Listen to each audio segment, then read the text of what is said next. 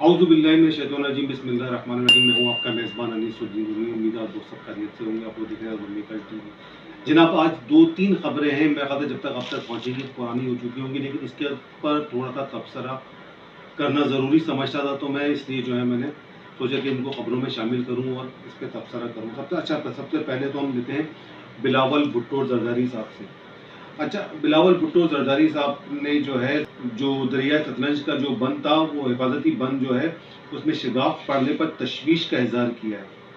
और Pakistan peoples party के chairman Bilawal Bhutto Zardari साहब ने दरिया सतलज के हिफाजती बंद पर शिगाफ की रिपोर्ट्स पर तशवीश का इजहार करते हुए मुतालबा किया है कि सैलाब मुतासिर इलाकों में फौरन जो है, और उन्होंने हुकूमत से मुतालबा किया है कि सैलाब से मुतासर इलाकों के अंदर जो है अवाम को महफूज मकामात पर मुंतकिल करने को यकीनी बनाया जाए। हुकूमत जंगी बुनियादों पर मजबूत इक़दाम को यकीनी बनाए। उन्होंने कहा कि भावलपुर और अहमदपुर शरफिया जैसी बड़ी आबादियों को सैलाब की तबाहकारियों से बचाने के लिए इक़दाम किए जाएं, और पार्टी के अहदेदारों और कारकुनान को उन्होंने तंबीह किए, हिदायत किए कि वो सैलाब मुतासरीन की इमदादी काम में बढ़ चढ़ कर हिस्सा लें।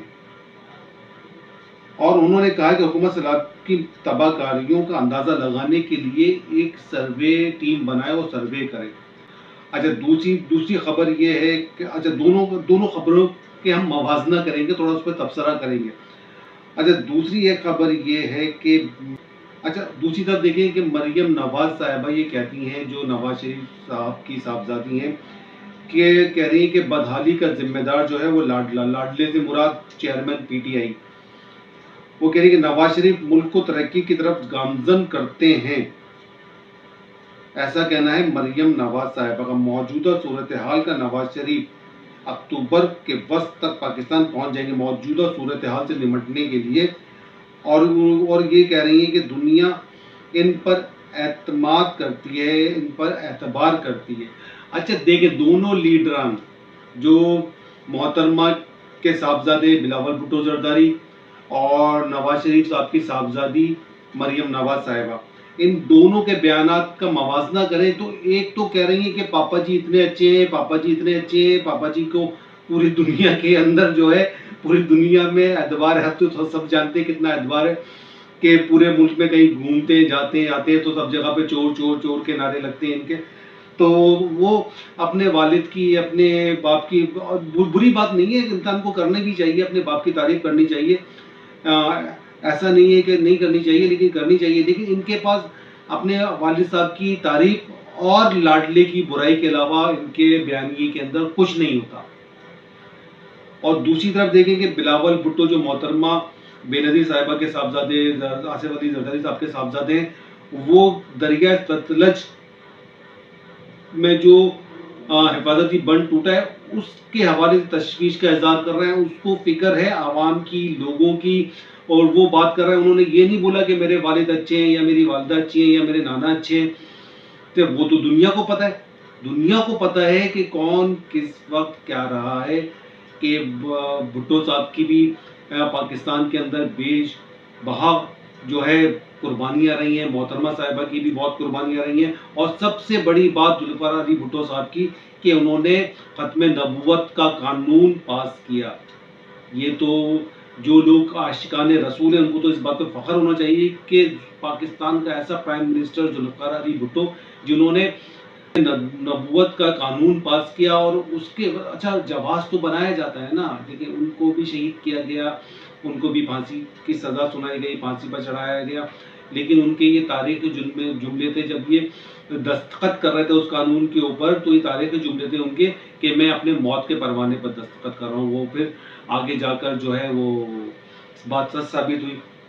तो बहरहाल इस बहस में नहीं पड़ते कि इसके पीछे अवामिल क्या थे, क्या था, किस तरह से क्या होता है। उसका आप फिर देखें ना, फिर उसके बाद क्या हुआ कि आज तक उसका सुराग नहीं मिल सका।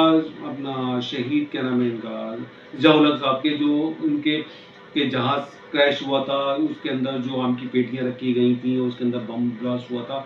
आज तक उसका सुराग नहीं मिल सका कि उनको किसने ये सारे इक़दाम किया। फिर मोहतरमा साहिबा के साथ हुआ, पाकिस्तान का बहुत बड़ा नुकसान था।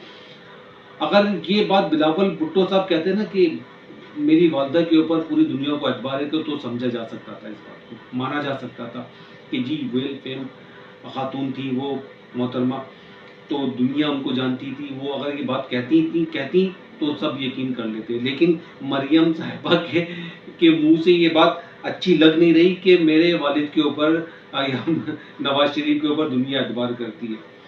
اچھا، تیسری خبر یہ ہے چیئرمین پی ٹی آئی کے حوالے توشہ خانہ کیس میں جو ہے پی ٹی آئی چیئرمین کی رہائی کا حکم ہو گیا، لیکن سائفر کیس کے اندر ان کو گرفتاری ان کی برقرار رکھی گئی.